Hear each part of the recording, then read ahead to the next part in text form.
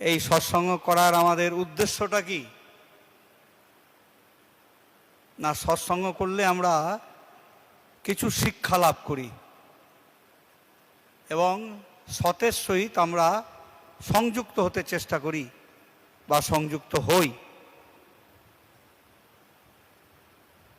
আমাদের জীবনের উদ্দেশ্য হচ্ছে অভাবকে একদম তাড়িয়ে দেওয়া, আর তা কেবল কারণকে জানলে হতে পারে। আমাদের উদ্দেশ্য অভাবকে একদম তাড়িয়ে দেওয়া। মানে কীরকম অভাব? না, আমার জ্ঞানের অভাব, বোধের অভাব, আমার শ্রবণেন্দ্রিয়ের অভাব, দর্শনেন্দ্রিয়ের অভাব, ইত্যাদি ইত্যাদি। তার সঙ্গে কিন্তু আর একটা অভাব আছে, যেটা আমাদের আর্থিক অভাব।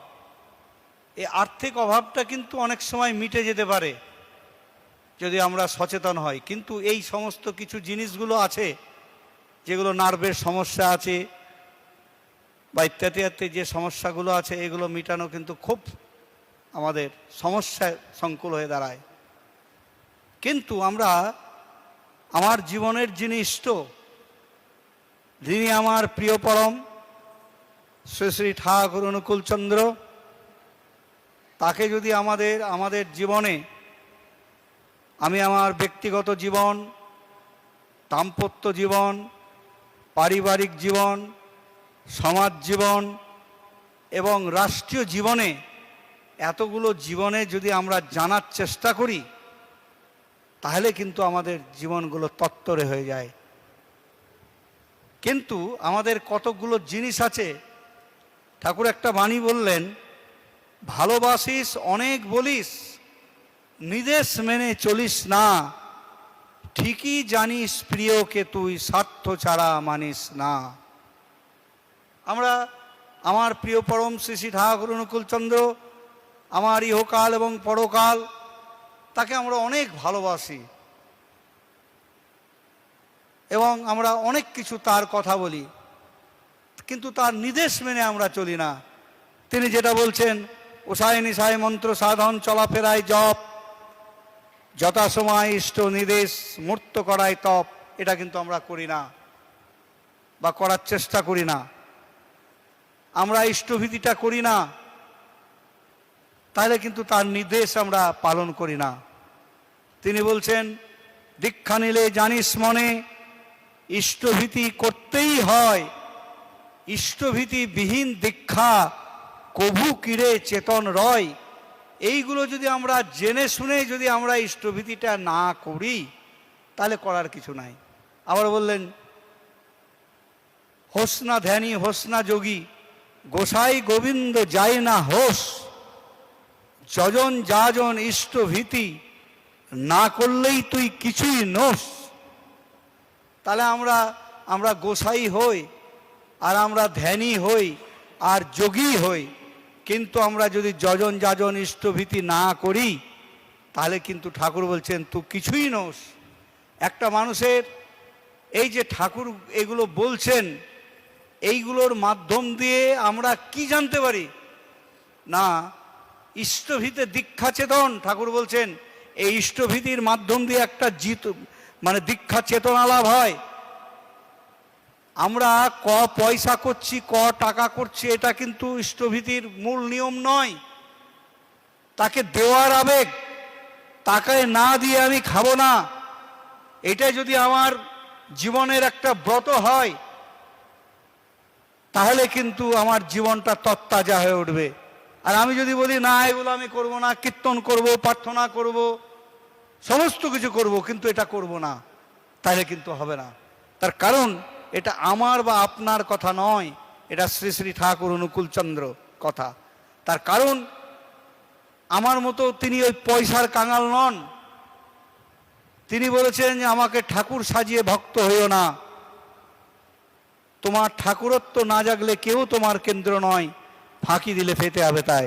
তাহলে আমার যে ঠাকুরত্ব আছে, আমার মধ্যে যে ঠাকুরত্ব আছে, অর্থাৎ তিনি আমার অস্তিত্বের মধ্যে যে তিনি আছেন, এটার যদি আমার বিকাশ না ঘটাতে পারি, তাহলে কিন্তু আমার কিছুই হবে না। তা তিনি সুপ্ত অবস্থায় আছে সেটা ব্যক্ত করতে হয়। তাইগুলো এতগুলো আমাদের পদ্ধতি আমাদের শতনুজ্ঞা বা বিভিন্ন ধরনের আমাদের জিনিসগুলো, এই পদ্ধতিগুলো অবলম্বন করতে হয়, নাম ধ্যান করতে হয়। তার কারণ ঠাকুর বললেন, নামে মানুষকে তীক্ষ্ণ করে, ধ্যানে মানুষকে স্থির এবং গ্রহণ করার ক্ষমতাটা জন্মায়। তাহলে এই যে ব্যাপারগুলো আমাদের মধ্যে আছে, এই জিনিসগুলো যদি আমরা না করি তাহলে কিন্তু আমাদের কিছু হবে না। সেই জন্যে এই সৎসঙ্গে এসে আমরা এইগুলো শিক্ষা লাভ করব। কিন্তু দেখা যাচ্ছে যে আমার দীক্ষা নেওয়া দীর্ঘ বছর হয়ে গেল, আমি শিখবোটা কবে? শিক্ষা মানে শিক্ষা কাউকে দেওয়া যায় না, শিক্ষা গ্রহণ করতে হয়। আমার যদি ইচ্ছা থাকে তাহলে আমি কিন্তু গ্রহণ করব, সেই তাকে গ্রহণ করে। আমার যদি অসুবিধা হয়, অসুবিধা হওয়ার জন্য অনেক মানুষ আছে, যারা অভিজ্ঞ মানুষ আছেন, তাদের কাছ থেকে আমরা জেনে নেব। কিন্তু আমি যদি মনে করি যে আমার জীবনের আমি পরিবর্তন আনবো না, কেউ কিছু কিন্তু আমার জীবনে পরিবর্তন আনতে পারবে না, পারবে না, পারবে না। একদম জোর গলায় বলা যেতে পারে। আমি যদি বলি আমি নিজে পরিবর্তিত হব না, কেউ আমাকে কিন্তু পারবে না। একদম কোনো পুলিশ পিয়াদা নাই, কিন্তু বিশ্বে এমন কোনো শক্তি নাই যে আমাকে এটা করতে পারে। কিন্তু আমি যদি বলি যে আমি আমার পরিবর্তিত করব, কেন আমি পরিবর্তন না আমার নিজের জীবনে নিয়ে আসব? তার কারণ এই জীবনটা কিন্তু আমার ক্ষণস্থায়ী। এই জীবনটা একদিন আমার কিন্তু চলে যাবে। আমার এই যৌবন, আমার রূপ, আমার কিচ্ছু থাকবে না। আস্তে আস্তে আস্তে আস্তে আস্তে কিন্তু আমাদের এটা চলে যাবে, আস্তে আস্তে বয়স হয়ে গেলে চলে যাবে। আর রূপ যৌবন থাকলে যে আমরা কখন চলে যাব, কখন ডাক আসবে, এটা কিন্তু কেউ বলতে পারবে না। সেই জন্য তিনি বলতে পারেন। তাই তিনি বলছেন, ইষ্ট তোমার দাঁড়িয়ে আছেন জীবন ভূমির পারে ও পারে, আপন করে নে তারে তুই কর্ম আচার ব্যবহারে। তাহলে আমার যদি ইহকালে যদি আমি সেই কর্মগুলো না করে যেতে পারি, পরজন্মে কিন্তু সেটা প্রাপ্তি হবে না। যেমন একটা ছেলে যদি স্কুলে ভর্তি হয়ে যদি পড়াশোনা না করে বা একটা ডিগ্রি লাভ না করে, তাহলে যেমন চাকরির জন্য সে দরখাস্ত করতে পারবে না, এবং সে যদি খুব ভালো ছাত্র ছাত্রী হয় তাহলে সেই অকৃতকার্য হবে না, কৃতকার্য হবে। তেমনি আমাদের এখানে একটাই ডিগ্রি, সেই ডিগ্রিটা হচ্ছে কি না, ইষ্টে চেতন ব্যক্তিত্বটা। আমার ব্যক্তিত্বের মধ্যে সেই ইষ্ট চেতনা থাকবে, ইষ্টে স্ফুরণ হবে। ইষ্টে স্ফুরণ হতে গেলে আমাদের যে যে জিনিসগুলো আছে, যজন যাজন ইষ্টভীতি স্বস্থায়নী সদাচার, এইগুলো আমাদের পরিপালন করতে হবে, পরিপালন করার চেষ্টা করতে হবে। তবেই কিন্তু আমরা কিন্তু এই জিনিসগুলো পারবো, নচেত কিন্তু পারবো না। তার কারণ পদ্ধতিতে আসবো। আমি যদি সৎসঙ্গে না আসি, আমি যদি প্রার্থনা না করি, আমি ইষ্টভীতি যদি না করি, এটা কিন্তু ঠাকুরের কিছু যায় আসে না। এটা আমার ক্ষতি। আমি যদি ইষ্টভীতি না করি, আমার ক্ষতি আমি করছি। আমি প্রার্থনাটা যদি না করি, আমার ক্ষতি আমি করছি। সৎসঙ্গে যদি আমি না যাই, যাওয়ার চেষ্টা না করি, আমি আমার জীবনের ক্ষতি আমি করছি। তার কারণ আমার এই পরজীবনে আমার সেইটাই প্রাপ্তি হবে। এটা কিন্তু আমাদের জেনে রাখা দরকার। সেই জন্যে ফাঁকি দিলে আমি আমার নিজেকে ফাঁকি দেব, আমি অপরকে কাউকে ফাঁকি দিতে পারবো না।